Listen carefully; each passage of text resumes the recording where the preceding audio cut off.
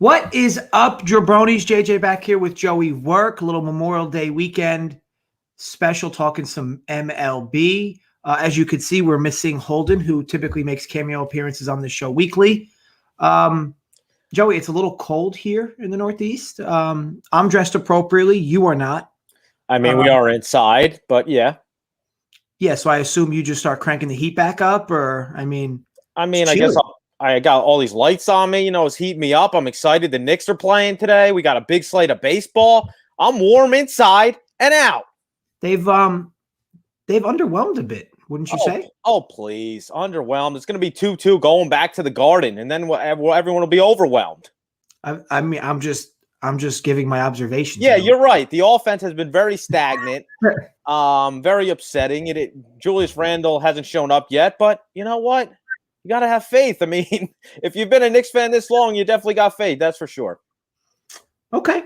I'll take it. I'll take that. Okay. So we yesterday was nice to pick up a few wins in the live show, which has been far and in between, if that's the saying, I think. But no, it was nice to pick up a few wins yesterday. First 5 full game over in Rays and the Cubbies behind Zach Davies. So we'll talk into a few games today because, again, the weather's kind of shitty in a bunch of spots and cold. You have a lot of teams going streaking, if you will, between wins and losses. But either way, we'll just dive right in. So first game up is Pirates Rockies. So Chase DeJong versus Kyle Freeland. Now this is going to be one of my best bets, actually. So Kyle Freeland, for me, is not a good pitcher. I think that people remember him when he came on the scene a few years back, and he had a decent year for the Rockies. Obviously comes from the left side, doesn't have overpowering stuff, but relies a lot on control. I just don't think he's good enough where it justifies what this line currently is. So I like the Pirates in this spot. I think you can get that -115 pending your book. BetMGM had 110 about 20 minutes ago or so. I don't know if that's still live.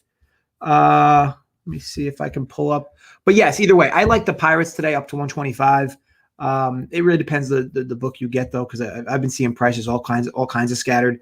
But I'm cool with it up to 125. But BetMGM, like I said, had it 110. I don't know if that's still the case. But yeah, I like the Pirates for a few different reasons. So they're one of the teams, quote unquote, going streaking, or at least playing a team that's going streaking. The Rockies have lost 5 in a row, and they haven't looked good at all. I don't think they've scored a run this entire series. Now, granted, some might say, oh, well, they're just kind of due for some good type of hitting progression. I mean, this team is what, 3-22 on the road. Not sure when you think that due train is going to come. Now, granted, they get a good matchup here against a AAA guy, getting the call-up start, who hasn't thrown since 2019 in the majors, but does have some good K upside. And again, it's Rockies lineup. It's just not much. And I know Trevor Story's out, so that's another notch against them. And I just like what I've been seeing from the Pirates lineup and the Pirates sticks over these last few games. So to me, the price is not taking that into account enough, and I like them. What do you think, Joey? Yeah, I'm with you here. I know Rockies definitely didn't score any runs in the doubleheader yesterday. I'm not sure if they scored runs the game before that. But second start of the year for Freeland, he pitched versus the Mets depleted lineup his first start, so you got to take it with a grain of salt. Only went 4 innings, so I definitely like your look. It's Pirates or nothing for me here. Okay, awesome. So let me just put that in here. I'll put it in when we talk about next. Okay, so Nationals Brewers, Max Scherzer, Brandon Woodruff. It is not often. I guess maybe now it's going to be a little more common with all the teams not hitting, but it is really not often that you see a total this low, right? For a 9-inning game, you'd almost assume it's a 7-inning game, but deservedly so, right? The Nationals are not hitting. Scherzer's been super good, but I actually like the dog here in the Brew Crew as my second and what will end up being probably my final best bet from this video. I just don't get it. The Nationals aren't hitting well. They haven't looked good either in any stretch. Don't get me wrong. They're not like giving up a ton of runs, but they have some decent starters. And look, Milwaukee's kind of finding their stride, right? I mentioned this earlier in the week when I did the video with them versus the Padres. This team's getting fully healthy. They're putting out a lineup that's near opening day today. So I like what I see from there. I still don't have a Nationals lineup, which to me is almost a good thing. It almost makes me think that they're debating on a few guys or maybe 1 or 2 guys sitting. But either way, I look at this lineup here from the Brewers, and I know Scherzer's been good, and this could very well be, first 1 to 3 runs wins this game. But the Brewers pen, Josh Hader's available. I wouldn't be surprised if they use this other guy, Williams. Yep. That's right.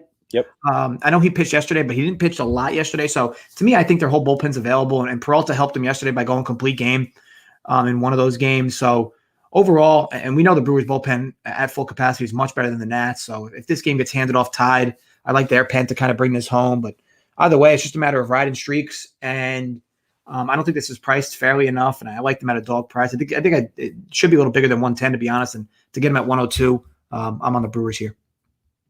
Yeah, I agree with you again. Obviously, Woodruff, Mad Max. Woodruff probably started. He's pitched better thus far this year. Max is liable to give up a home run. He's given up multiple solo home runs this year. So who's going to hit the bomb today? Narvaez, Garcia, Yelich. But I mean, I definitely, as you're saying, 6 is a really low number, even 5.5 in spots. So I probably lean under, but I'm not going to touch that. And I'm with you on taking the Brewers. The offense is the better of the two for sure. Washington's been really stagnant this year.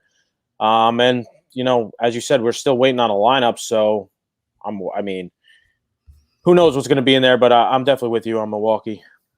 All right, cool. Yeah, next game up, Red Sox, Marlins. So Eduardo Rodriguez, Sandy Alcantara. This is an interesting pitching matchup because obviously, debatably, Alcantara is Miami's best arm. I'd probably more feel better about saying Pablo Lopez there. But regardless, Alcantara has been good, much better than his 2-4 record indicates. And Eduardo Rodriguez at 5-3 has been quite the opposite.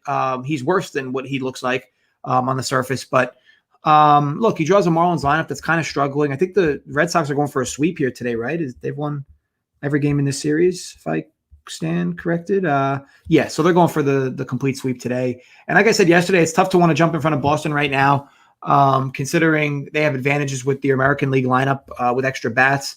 However, I do believe JD Martinez is out today. So, take of that what you will. This team still has plenty of pop, and definitely more pop than Alcantara is used to seeing. No free outs like Alcantara is used to seeing. I really have no take in this game, but Joey, what do you think? Yeah, I'm off this game. Looks like a lot of rain, 70% chance of rain, winds blowing in 13 miles an hour. Again, this was like yesterday. I'm pretty sure they had a rain delay, or the day before. I know they definitely had a rain delay. So I just been trying to stay away from these weather-heavy games. So I'm just going to stay away from here. I'll be really surprised if they get this full game in again. Yes, Martinez is out of the lineup, but Marlins are not a team I could trust either. Okay. Yeah, we'll both pass. So Tigers, Yankees, Tariq Skubal, as the cool kids say. Michael King. Now I'm interested in your take, Joey, you being a Yankees homer. You probably know a little bit more about this kid than I do. I don't want any part of the Tigers. I know the price is $150. I know I said I had a strong lean yesterday in favor of the Yankees. Turnbull pitched really good, which you got to give him credit. But now they're $150. I'd argue with a less egregious pitching matchup. So what do you have on this kid, and is there any value on either side here? So the Yankees as a team are really struggling to score. Obviously they get Skubal today, should help the cause. Holden would probably call him a gas can if he was here. I would just say he's not that good, but he did pitch against the Yankees team back in April. He only lasted 3 innings, gave up 4 runs, and he got the loss in that one. Obviously Michael King, as you mentioned, going the young guy for the Yankees. There are some question marks there, but the Detroit team hasn't seen him. Neither really has the world. I expect I don't really expect him to pitch that long in this game, though. 3-4 innings maybe from King, then the bullpen the rest of the way. So the Yankees are trying to avoid the sweep, so they definitely want this game. Giancarlo Stanton back in the lineup as well. I think they do score some runs here, and the Tigers seeing a lot of bullpen arms. They should score as well. So under over set at 9 on this one. That's a number that I'll be looking to bet live and take the over. Like it. Rays, Phillies. So Colin McHugh, Zach Eflin. Same number, 7.5, right? So yesterday I did like the first 5 over and full game over. I do feel like I got pretty fortunate to cash that, though, for a few different reasons. Now, I say that mainly because the umpire in that game, whose name I can't remember at this moment, had quite an egregious strike zone. And I think that while umpiring is a cherry on top if you're handicapping, and you never want to go over overanalyze a game based on just the umpire. But I mean, this umpire was giving the left and right corners an extra inch, which makes a difference. I mean, I think it was, I could be wrong, Joey. I think it was through the first 5 innings, like 75% of the outs were via the strikeout, which it's not like that's super crazy. But the problem is that Wheeler's a strikeout guy, but he's not like a super elite strikeout guy. And Yarborough's definitely not a super elite strikeout guy. So when you start seeing numbers like that, you're getting help from the umpire. And batters were over adjusting. They started swinging at pitches they normally wouldn't because they knew the ump would call it a strike. So I felt fortunate to cash it. Now today could be different, right? A different guy behind the dish. And the numbers are the same. I'd argue these pitchers are about the same as yesterday. But I tell you what, I got a little scared yesterday with how that game played out. And like I said, I felt like I got real fortunate with the umpire. But overall, Tampa's just been really, really hitting pretty crazy over this last recent stretch. Now, I think they won 14 of 15 games. I mean, how is that a team? How is that a team anybody wants to fade right now? And I know this line's 137, so it's not like it's a cheap price. And I liked what I saw from Philly's bats, at least a little bit yesterday. They've been kind of getting to this raised pen as well. But it's going to be a stay away spot for me. Again, call it, I have some slight value on the over again. But it'll be a stay away for me. What do you think, Joey? Yeah, I'm with you. I lean over too. I understand Philly's lineup's a little depleted, but JT Realmuto is back. He's reinstated from the IL, so he's in there. Looks like Colin McHugh, Josh Fleming combo here. Not really scary. And Eflin for the Phillies, he's pitched better than his numbers suggest thus far. Regression should definitely come. Both bullpens, a lot of question marks. I definitely lean over with you as well, but nothing official. Okay, cool. On to the next. So Indians, Blue Jays, Aaron Savali, Ross Stripling. Over under 6.5. Now this is a doubleheader, right? So we got 2 7-inning games. Looking at the lineups here, everything looks to check out. At least it look like near what you'd expect lineups to be from these two. Interesting enough, though. So the over is 6 in the first game. So yeah, well, I'm seeing 6.5 most. Well, either way, 6.5. That's interesting to me because the weather's not going to be all that great. This is a pick'em game. The tough part for me is like you can get the Jays as a pick'em with the way they've been hitting and the way Cleveland's dealing with injuries. To me, it almost seems like a slam dunk. But I don't like it enough, primarily because Stripling's been so bad. But Joey, what do you think here? Again, I lean Toronto primarily because of how good they've been and how good they've been hitting. But again, Stripling, what do you think? Absolutely. Toronto is definitely the better of the two teams on offense for sure. Stripling pitched really good his last start. Well, he actually didn't start the game. They had an opener, and then he came in and pitched really well. I think he should have some success versus this Indians team, scoring second least amount of runs in the first 5. Obviously, this is only 7-inning game, so you get 5 out of him, 2 more. Blue Jays very good, pretty good versus lefties. I initially thought Sam Hedges was going to start this game, so I definitely preferred the Blue Jays with Stripling over Sam Hedges, but now it looks like Savali. So I got nothing official, but a lean would definitely be for the Blue Jays. Now, we can talk on the second game now, considering that was your thought. I know they moved Matz to verse him in that game, and that's another lefty. That's another lefty getting thrown at Cleveland, who just doesn't have healthy enough righty sticks to do enough damage. We saw them do a little damage to Ryu in that crazy wind, but that was more Ryu's location. He had a bunch of 3-1 counts, and he ended up walking. I think he walked 3 guys in the first inning, and all year he's walked, I think, 6 coming in. So just a really weird start. The weather was really bad. Now you draw Matt. Now you get Matz against. Matz has a certain kind of gas can to him as well. Holden would definitely call Matz a gas can. But he's shown some promise, and again draws a good lineup for him here, or should be a good lineup. But the lineup's not out yet. But since you said what you said about Hedges, do you have any thoughts on that second game? I mean, it looks like the wind's blowing in now. I thought the wind was initially going to blow out, but it looks like it's blowing in 11 miles an hour. So, I mean, Matt's pitched good last start out, but he's hit or miss. I guess I prefer an under in the game too, but I definitely think, I think they're going to score off Hedges for sure. So it's another just lean for the Blue Jays there. Okay, cool. Next game, White Sox, Orioles. So Lucas Giolito versus Keegan Aiken. Before I go into you, Joey, because you could probably talk more on Aiken than I will be able to. The White Sox, so I said this yesterday in the live vid that I am a guy who loves to back bad teams that are playing well. But with that said, I definitely always avoid bad teams that are playing poorly. I don't care what numbers are. you're just asking to lose wagers. The Orioles have lost 12 games in a row, most of which have been by run line. And now now they draw Giolito on the road on a Sunday afternoon. This just like if you're drawing up the time when the Orioles end up winning a game, it's probably not here. But with that said, I'm surprised on this price. Like it just doesn't make sense to me. I would have anticipated Giolito being sub 270, sub 300 here. I'd argue that there's a lot of value at the 210 price on the White Sox. I just hate laying that type of vig. Is there anything going on with lineups here too? I thought I saw what looked like a good lineup from the White Sox. Yeah, I mean, the White Sox are basically putting out a lineup. Oh, well, a few guys sitting. Like Grandal's sitting. But other than that, this looks like a typical lineup I'd expect from them. But Joey, what do you think here? And what do you think of this line at 210? Because like I said, to me personally, I don't understand how this is getting reverse movement. Well, not reverse move, but it's moving reverse of the White Sox here, despite knowing the Orioles have lost 12 in a row.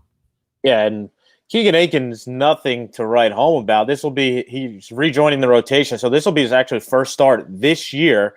He did pitch out of the bullpen 4 times, 6.10 ERA in 10 innings. He did start a couple games last year against Toronto, the Yankees, Boston, and he did not fare well at all. He gave up 4 runs in all 3 of those starts. I mean, he is a high strikeout guy, but again, the White Sox mash lefties. I feel like the Orioles lost 20 games in a row the way this is going. They got swept in the doubleheader yesterday. I mean, the only side to take here is the White Sox. Obviously, Giolito. I'm a Giolito fanboy myself. So fellow Paisan. Yeah, I'm a big Giolito guy. But yeah, it's White Sox or pass here. Yeah, and I don't blame you. Again, whoever's betting Baltimore, look, they're going to win one of these games, and one of these games, somebody will say, "See, I told you." Yep. You play these streaks enough, but I mean, look, I've been saying this during this streak, like to bet on a team that keeps losing, that's already a bad team to begin with to win. I mean, you're just kind of a little nuts. Okay, so Twins Royals, Matt Shoemaker versus Brad Keller. Minnesota minus 130, total 9.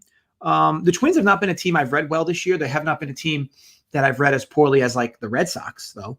But they've been tough for me to figure out. And look, conversely, it makes sense, right? The Red Sox are like 12 or 13 games over 500, and the Twins are 9 games under 500. I'd argue you would think those should have been flipped, which might be why I'm losing money betting both teams or on games with both teams. Brad Keller, though, is absolutely terrible. And what's interesting enough is I don't know if it was it somebody from his pitching staff or the manager or one of the catchers that said that they think Keller's got the best stuff on the entire team.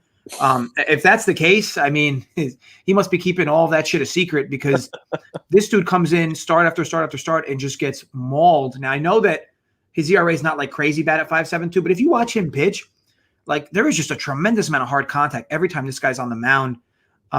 So, you know, maybe we argue for the over, but the Royals haven't been scoring, so you'd probably have to get a bunch of it from the Twins. I personally have no good look on this game, but Joey, what do you think? Yeah, I think Shoemaker sucks as well. He doesn't throw over. He doesn't have overpowering stuff. He has some luck on his side this year, and his ERA is still in the high 5s. He's going to definitely give up runs. I am seeing 40% range, so that is quite scary. Kansas City roster is batting 370 versus him in 60 plate appearances. Obviously, don't get me wrong, Brad Keller isn't much better. He at least has some velocity on his fastball, but as you mentioned, man, a lot of hard contact because that fastball is very flat. He does get, some strikeouts, but he has trouble walking people as well. So I do think runs are scored here. The weather is basically what's scaring me off. Okay, cool. Astros Padres, which has been a fun series, and I know that overall there's a chance that this is your World Series this season. But Zach Greinke, Blake Snell, in a pick'em. This whole series has basically been a pick'em. Now, what was the game where Tatis hit the game tying 3 at home? Was that Friday? That was last night. That was yesterday. So Tatis, if you saw the sequence of events, Tatis fouls a ball off 2 outs, 0-1 count, man on second and third, 6-3. He fouls the ball off, and they have, who was it? Taylor Jones playing first base. He fucking slips, and the ball just drops. Like, this is the game over. You see that the pitcher puts his head down, was like in disgrace. Next pitch, he hits a 3-run bomb to the train tracks. Eventually, they win. They play a great game in extra innings where both teams score 1 run for the 10th and 11th. They go to the 12th.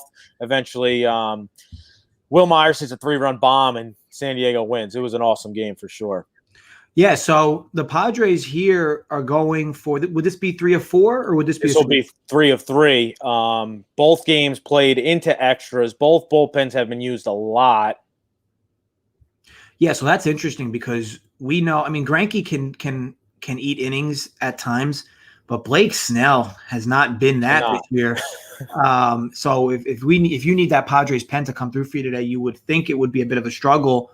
But with that said, this team's playing confidently, right? When Tatis came, this team went on a bit of a bender when Tatis got hurt, and once he came back, it's like right back to business as usual. And it's a tough team to fade, but then again, to me, this line's priced fairly. Total. Well, there's some interesting notes, I guess, on the total as well, but I'm going to stay away from this overall. But Joey, do you have any looks for this one?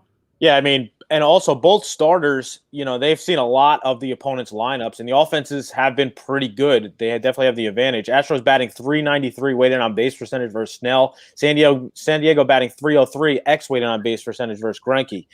Now we look at the form of these two guys, and it's nothing crazy either. Snell has allowed runs in every single start this year. He's only pitched more than 5 innings once. Greinke's allowed at least 3 runs in 5 of his last 6 starts. Obviously gets a really good San Diego team mashing the ball here. And as I mentioned, both bullpens are gassed. And Houston loves lefties. So I expect them to score off Snell. I'm on the over here. I gave it out last night. Over 8. That was available via BetMGM -110. That'll be one of my best bets, over 8 in this game, because I definitely expect runs. And both bullpens definitely gassed. Snell's not going to go very long. Greinke's going to give up runs. So I definitely expect runs here. Like it. And you brought up a good point with Snell coming from the left side against this Houston team, which is so many righty mashers. You would expect Snell to struggle in this start, and if Greinke can just give up a few extra for you as well, you'll probably be cruising, especially once you get to the pens. Okay, next up, so Cubs Reds, Jake Arrieta, Tyler Mahle. Now I debated on grabbing the Cubs here. To me, it was tough for me to pull the trigger just because I didn't mind them yesterday because I know Zach Davies was pitching well. And he's been through a good stretch, and Luis Castillo just hasn't been. Now, got a little lucky with the way the Reds kind of just gave away some runs in the middle of that first 5, in the 3rd inning, I think it was. But look, when teams are playing well, these are the types of breaks that go your way. It's just how the sport works. And here's an interesting stat for you, Joey, and I'm not sure if you were aware of it. The Cubs in the month of May, I think not only have they only lost 6 games, but I don't think they've lost a single game by more than 1 run in the month of May, which would mean, yes, if you took this team plus 1.5 runs for the entire month of May, you would literally be undefeated. So this team, look, they're playing with a lot of confidence. They're hanging in there. They're keeping games close, of course. The month of May is ending soon, though, but will they be able to keep it going today? To me, look, I'm just not a Jake Arrieta guy. I never back him, and the idea of me backing Zach Davies followed up by Jake Arrieta would just, not exactly sit right with me. So I opted to stay away, but you couldn't pay me to bet the Reds today. I know Mahle's been much better than Arrieta, and he comes with much more K upside, and it looks like their lineup does look better today than the Cubs lineup does. But all things considered, I'm not going to jump in front of this Cubs team right now. But what do you think, Joey? Yeah, I agree with you. Mahale's finally coming back down to earth after, starting his season off like a stud. He did struggle versus Cubs team in his one start versus them this year. May 2nd, he pitched against them, gave them 9 hits, 6 earned runs in 5 innings. Obviously, as you mentioned, Uncle Jake Arrieta, he's really not someone I'm interested in backing either. Weather looks decent in Chicago. This should be a good spot, maybe for the Reds to score some runs, but the lineup doesn't, really impress me. And as we're looking at the Cubs lineup, they got Ortega and Wisdom in there, Sogart in the bottom 3, plus the pitcher. So, ultimately, I'm off this game. Yeah, and it looks like both teams have lineup issues, like black hole issues, if you will, at the bottom. Yeah. So AJS says, I think that means Reds first 5. I mean, look, God bless you if you do. They just haven't been playing. They just haven't been playing well, and they're running into a team that's having one of their best months in quite some time. So, either way, moving on. Athletics Angels, Cole Irvin, Jose Quintana, Oka -135, over under 9. Now, I will say that for this park, 9.5, that is like the ceiling. This is, with the way this park's constructed, this is a pitcher's ballpark. This is a big number especially when you consider the Angels are without Trout. Now, I don't know what lineups are going to look like on both ends. They're obviously not out yet. Quintana's been bad. Cole Irvin's hasn't been great. But this is a high number for this park, and I often talk about big numbers at parks and what they could mean. But with that said, it would be scary to kind of take the under here too, based on how poor these pitchers have looked, especially Quintana. And Quintana goes up against an Athletics team with a bunch of righties with pop. So overall, I don't like anything enough for me in this game. A bunch of arrows going different ways for me. But Joey, any thoughts? Yeah, wind's blowing out 8 miles an hour. Lefty versus lefty here. Quintana gets a second, chance versus A's team because his last start was versus team. He allowed 3 earned runs, 6 hits, 3 walks on last Friday versus them. He has posted a career worst 7.92 ERA, 1.92 WHIP in 30 innings this year. He's failed to post a scoreless outing or go deeper than 5 innings all year long. Cole Irvin, he's not a world beater himself either. Guys know to pitch the contact, and it's shown his last couple starts. He got hit hard for 18 hits in his last 2 starts, 9 earned runs. I think the Angels I think both teams score runs here. David Fletcher has been hot for the Angels as well, especially in Oakland Coliseum. He has a 377 average, 892 on base percentage there. I do lean over, but nothing official. A little David Fletcher hot streak name drop. I like it. Yeah. I like it. Is he still at the bottom of the order? They finally move him back up to the top. No, I think he's going to bat first. He was hanging at the bottom of the lineup for a little while there with his awful cold start to the year, but good to see him finally finding his stride. Okay, so Giants, Dodgers, Clayton Kershaw, Kevin Gausman. Talk about comeback player of the year. Gausman's come out of nowhere. Don't get me wrong, he's been good throughout his career, and I think that many call expert scouts might say that he's underwhelmed considering how much prospect he had when he came into the league. Just has tremendous stuff, and it seems like he's finally finding it, right? His ERA has been great. His advanced stuff is great. He's 5-0. I don't know what – I saw some crazy stat about his ERA. I don't remember. 1.53 ERA. I feel like I saw something relative to no one for the Giants has had an ERA this low, this deep into a year in like 60 seasons for them. But either way, he's been tremendous. Now he draws a good hitting Dodgers lineup, which, look, who knew the Dodgers would be struggling severely to hang at the top of this division?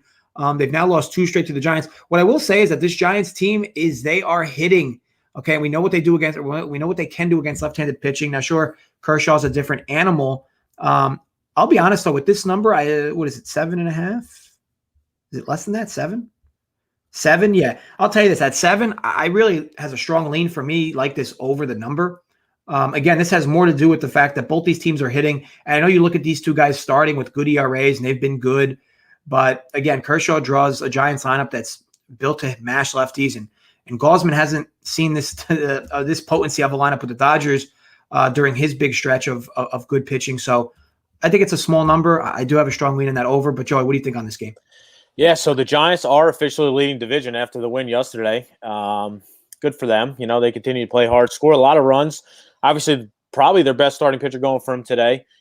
He hasn't allowed more than 1 run in 9 of his 10 starts this year. It'll be his first matchup, obviously, against the Dodgers. He has pitched a lot of games on the road and performed well. Kershaw, he's been himself, really good. Gets a Giants team who is very familiar with him. They've had almost 300 plate appearances versus him, 337 weighted on base percentage. And both teams use their bullpen a lot in this series. So I do expect them to stretch their starters out as much as they can. So I am kind of interested in the over with you. And I also, for a side, I think it's dog or pass. So it's Giants or nothing for me. Yeah, I like the look. And I think they're going for the sweep here. Oh, no, 3 or 4. 1-1, yeah. But they've been hitting in every game, and yeah, you're looking at a low number, and you'd expect the Dodgers. I know Gausman's been great, but you expect the Dodgers to get a few runs today. So overall, yeah, I'm with that over. All right, Diamondbacks, Cards, Matt Peacock against Hyun Kim. I don't want to butcher the name, but I think I did that right. Now, was this guy from the name sounds familiar because I know I was watching KBO with decent amount. Did this guy come from the KBO? Yeah, so last year was his first year in the MLB. Previously, he was in the KBO. Okay. Yeah, I thought so. But I also thought he was more of a middle relief, or one of their bullpen guys. Either way. You have any thoughts on this? Because I don't really have a take on this game. Do you have any thoughts on it? Yeah, he won like most valuable player in the KBO before he came over here. He's really good. Yeah. He started 7 games last year. This will be his, I want to say, 8th start this year. The Diamondbacks, another team streaking. They've lost like 13 games in a row. Really struggled to hit the ball, especially versus lefties. In the last 12 games versus lefty starters, they're batting .209. Obviously, Hyun Kim, he doesn't have overpowering stuff, but he's a very crafty, smart pitcher. And the D-backs have never seen him before. Peacock going for the Diamondbacks. This will be his 3rd start this year. He's pitched primarily out of the pen. He pitched decent, but I don't expect more than 4 to 5 runs. Then he gets a Cards team mashing the ball, especially Tyler O'Neill. Last 9 games due to 6 homers, 13 RBIs, 1.350 on-base percentage in that streak. That dude is yoked. Yoked out of his mind. Yeah, that dude's yoked. That dude's on the sauce. Like somebody needs to make him piss in a cup. That dude barely looks like he fits into his jersey. But no, I like the take. It's hard to fade. It's hard to back a team that's not winning. And I always find it so crazy when you look at these lines and teams just aren't playing confident baseball yet. They hang lines like this. And granted, look, the Diamondbacks, this could be the game where they finally win. They've started to find some stride with their sticks. But again, do you really want to cross your fingers and hope this is the game they win? Maybe. But no, I like that. I like that look for sure. Yeah. So Cardinals -114. That'll be official play for me. Okay. So Joey, Cards -115. Joey. Okay, so next game up, Mariners and Rangers. My guy Kikuchi versus Hyun Jung Yang. Now, this is another guy I don't know much about, but I know Kikuchi looked good to start the year, like really good, and then it seemed like things kind of went a bit south on him, but then things are starting to level backwards for him. What's interesting is Seattle goes for the sweep today, and they've looked good all series. Now, this is the fattest price they've had all series, though, so take that for with what you will. But what are your take on this game, because I know you got to play you like. Yeah, so another lefty on lefty matchup here. Jung Yang, he got shelled his last time really versus the Angels, but I like what I saw versus him when he pitched against the Yankees 2 starts ago. He did hit locations, kept them off balance, and I think he could do that again versus a Mariners team, who's worse in the league against lefties. So Kikuchi, again, reinvented himself. He's made adjustments to pitch in the MLB and has shown he's definitely susceptible to runs, but another favorable matchup as the Rangers have really struggled versus lefties themselves. So 3 games in the series, the scores were 5-0, 3-2, 3-2. I expect this one to be low scoring again. And I like the under. So the under's at 8.5, -110, available via William Hill or FanDuel. And that'll be another official play for me. Nice. Like it. Okay, we already talked on game 2, Indians, Jays. And I guess last but not least, Sunday night game, Mets and Braves. Wow, a 9-inning game with a total of 5.5. Now, it makes sense, right? The Mets have nobody in their lineup, and DeGrom's on the other side. I mean, to me, what's crazy is this line is 140. I think it was even less a short while ago. Just the idea of getting DeGrom at -135 or -130 to me is wild. But again, you look at this Mets lineup, and where is the run production going to come from? So I'll tell you this, guys, and Joe, I'm interested in your take on this game as well. But if you want to bet the Mets, in my opinion, you're better off just betting the Braves to go under their team total, because if the Braves score 3 runs today or tonight, it's very unlikely that the Mets win this game. Yep. Again, Matt Fried has not been great by any means, but he is drawing a putrid lineup from the Mets. And while the Mets have found ways to kind of get themselves on the board and they've found ways to score runs as needed, it just seems like you got a Jacob deGrom start, and they just never give him the support he needs. Joey, you being that's a Mets hat you have on today, isn't it? Yeah, it is a Mets hat. You kind of fool me sometimes because you have that Yankees hat that has the Mets colors. Yep, true. But what do you? I have no take in this game. I don't typically bet deGrom starts anyway, just because I feel like you're always getting the extra market juice, and if you're fading deGrom with how he's looked this year, you're just not going to be super profitable either. So what are your take on this game tonight? Yeah, another game, scary weather. Looks like 50% rain, winds blowing in 14 miles an hour. Again, this Mets lineup, very depleted. Cameron Maybin finally got his first hit. The guy's been batting in the 3 holes sometimes for this team. he finally got his first hit in like 26 at bats yesterday, and it was a nub off the end of the bat that the third baseman just let it roll because he thought it was going to go foul, and they were joking like, give me the ball, because that was his first hit as a Met. So, I mean, when you got a guy like that betting the top half of your lineup, obviously there's problems. But Brandon Drury's smashing the ball. The guy plays for the NHL, for the Rangers, and he plays for the Mets. So, I mean, it's 5.5 is really crazy under, but you were definitely smart on the look though. If you're going to bet, take the under on the Atlanta Braves. If you like the Mets, I totally agree with that, because if the Braves scored 3 runs, they could definitely win this game. Could be a 3-1 game, 4-1 game, even less than that, 2-1 game. I wouldn't even be crazy about that. Fried he has good numbers versus Mets team as well, but I have no official play. Weather's really scaring me off. I mean, this is just like you see some of these guys that are out for the Mets. I mean, Alonso, McNeil, J.D. Davis, Nimmo, Conforto, Pilar. These are guys that play every day. I mean, it's just kind of crazy.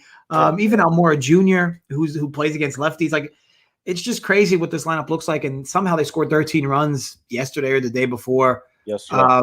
But you would expect, that was a complete outbreak or a complete anomaly, because the games they've been winning have not been of that nature. But look, kudos to them. They're 5 games over 500. They're finding ways to win. They've won 4 straight. It's a confident team now with Jacob deGrom going, which is why the 130 price doesn't exactly make a whole lot of sense to me. But again, if the Braves happen to somehow score 3 runs, you would think it will be tough sledding for the Mets to win this game. But either way, so that would be our look for the Sunday night game. If you wanted one, if you want to bet the Mets, we advise instead taking the Braves team total under. But other than that wraps it up. Any final comments from you, Joey? No, appreciate everybody for hanging out. I see Ray Valley said, great show, started on time, no game skip, no bullshit. I wonder what was different. Yeah. We'll investigate what might have been different about this show versus the others, and we'll get back to you. We always try to make these shows as better as we can, and we'll watch some of the other shows and see what was different about those versus this one, and we'll get back to you. But no, honestly, thanks guys for hanging out with us. We gave you a bunch of bets, I think 5 in total if you stayed throughout the whole show. So look, it's Memorial Day weekend. I know the weather's still kind of shitty up here in the Northeast, but as always, have yourself some fun, stay safe, stay healthy, and gamble responsibly. Maybe tomorrow I'll do a live show, maybe tomorrow, because I have to look at the schedule, Joe. I assume for Memorial Day, they probably have a lot of early games tomorrow. Yeah, I would assume so too. Let me check real fast. I got, 1 o'clock, 2 o'clock. 2 o'clock, 2 o'clock. A bunch of early games tomorrow. Maybe I'll go live tomorrow. If you're available, you can jump on with me, Joe, if you want. But I'll probably just go live tomorrow at the normal time that I go. Instead of doing the Tuesday video, I'll probably just do a live show because a lot of people will be off anyway. Probably be a good time to do a live show. But either way, I'm content to roll solo, or maybe Holden will come back out of the woodworks. Or wait, we're not allowed to mention that name. Sorry. Mr. K may be available. But yeah, guys, truthfully, thanks for hanging out with us. Good luck with all your bets today. As always, gamble responsibly, stay safe, and run pure. Later, folks.